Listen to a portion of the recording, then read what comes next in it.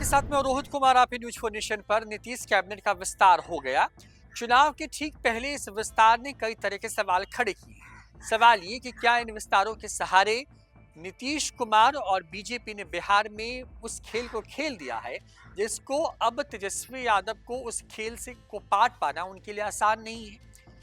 मंत्री तो सिर्फ 7 बनाए गए, लेकिन निशाना 240 पर कैसे है, इस वीडियो में विस्तार से बताएंगे। दरअसल हुआ यह है कि पहली बार नीतीश कुमार के इस कैबिनेट विस्तार में सिर्फ बीजेपी कोटे ने अपने 7 विधायकों को मंत्री बनाया। नीतीश कुमार मौजूद थे वहां पर। अमूमन कैबिनेट के विस्तार का विशेषाधिकार मुख्यमंत्री का होता है, तो यानी मुख्यमंत्री को के मर्जी के बगैर ये संभव नहीं है। जेपी नड्डा की मुलाकात, प्रधानमंत्री नरेंद्र मोदी से मुलाकात, ये तमाम चीजें जो हैं वो सिलसिलेवार तरीके से पिछले कुछ दिनों में हुई और उसके बाद अचानक से जो है बिहार कैबिनेट का विस्तार होता है। जाहिर तौर पर इस विस्तार के सहारे किस तरीके से कुर्मी, भूमिहार के साथ साथ दूसरे जातियों के वोट बैंक के सहारे 240 वाला खेल किया है, वो आपको हम विस्तार से बता रहे हैं। दरअसल पूरी कहानी कुछ ऐसी है कि नीतीश कैबिनेट का विस्तार जो है वो हो गया है। कुल 7 मंत्री जो हैं वो बनाए गए हैं और ये सभी बीजेपी के हैं। इस कैबिनेट विस्तार को इसी साल के आखिर महीने में होने वाले विधानसभा चुनाव की प्लानिंग से जोड़कर देखा जा रहा है। दरअसल इस कैबिनेट विस्तार में जातिगत समीकरण को साधने की कोशिश की जा रही है। यह कहने में गुरेज नहीं कि 7 नए मंत्रियों से 240 सीटों को प्रभावित करने की कोशिश की गई है। अमनौर विधानसभा से विधायक कृष्ण कुमार मंटू मंत्री पद की शपथ लेने उन्होंने ली, तो वो कुर्मी समाज से आते हैं। वहीं अररिया सिकटी विधानसभा सीट से विधायक विजय मंडल केवटी जाति से आते हैं। इसके अलावा साहिबगंज से विधायक राजू सिंह राजपूत जाति से आते हैं, तो दरभंगा से विधायक संजय सरामगी मारवाड़ी समाज से आते हैं। इसके अलावा जाले विधानसभा सीट से विधायक जीवेश मिश्रा भूमिहार जाति से आते हैं। बिहार शरीफ से विधायक सुनील कुमार कुशवाहा जाति से आते हैं। वहीं विधायक मोतीलाल प्रसाद तेली समाज से आते हैं। इस कैबिनेट विस्तार के जरिए सटीक राजनीति समीकरण बिठाया गया है। आपको बता दें कि बिहार में कुशवाहा की आबादी 4.27% है, वहीं कुर्मी समाज की आबादी 2.87% है। इसके अलावा तेली समाज की आबादी 2.81% है। बिहार की आबादी 2.8% है और राजपूत की आबादी बिहार के अंदर 3.45% है, जबकि मल्लाह समाज की आबादी 2.60% है। ये आंकड़े तब के हैं जब 2023 में जातिगत जनगणना बिहार में कराई गई थी। बीजेपी प्रदेश अध्यक्ष दिलीप जायसवाल के द्वारा मंत्री पद से इस्तीफे देने के बाद बिहार में मंत्रियों की संख्या 29 रह गई थी, जिसमें भाजपा कोटे से 14, जदयू से 13, हम से 1 और एक निर्दलीय कोटे से 1 विधायक मंत्री। इन 7 विधायकों के मंत्री पद पर शपथ लेते ही बीजेपी के मंत्रियों की संख्या 21 हो गई। ऐसे में इसके सहारे बीजेपी जो है उस राजनीति को साधने की कोशिश कर रही है जिसके सहारे आप ये कह सकते हैं कि विधानसभा चुनाव में हर तबके को अपने तरफ लाने की कोशिश है।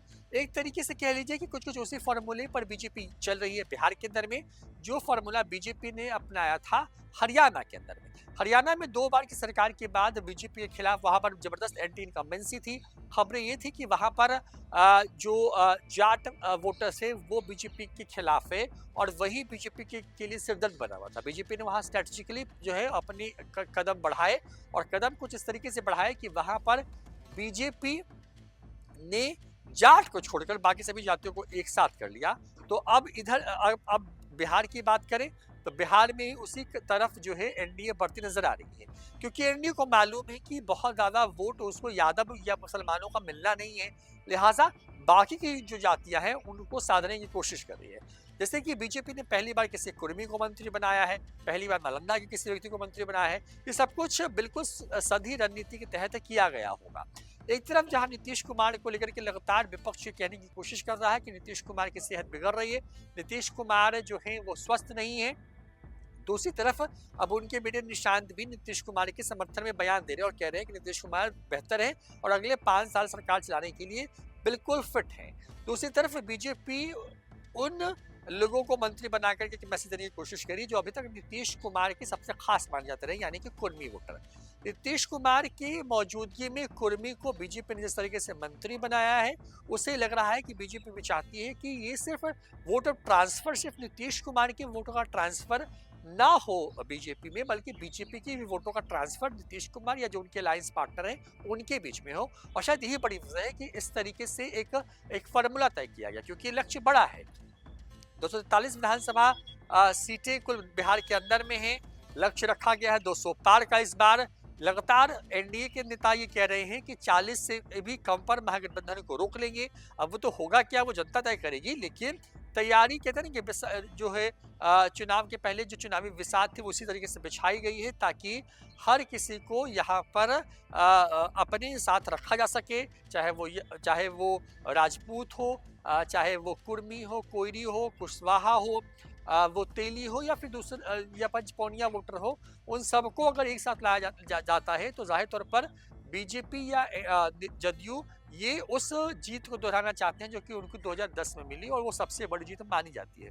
जाहिर तौर पर चुनाव में करीब 6-7 महीने का वक्त है। उसके पहले अंतिम कह लीजिए कि अंतिम वक्त में कैबिनेट का विस्तार जिस तरीके से हुआ, जब सवाल पूछा गया तो बीजेपी के बड़े नेताओं ने ये हमला बोलते हुए तेजस्वी यादव जब महागठबंधन पे कहा कि 6 महीने का भी मंत्री बनने का सौभाग्य सिर्फ बीजेपी या एनडीए के विधायकों के पास है, आरजेडी के पास नहीं है, और जो ख्याली पुलाव पका रहे हैं वो अपने उस मंसूबे में कभी कामयाब नहीं हो पाएंगे।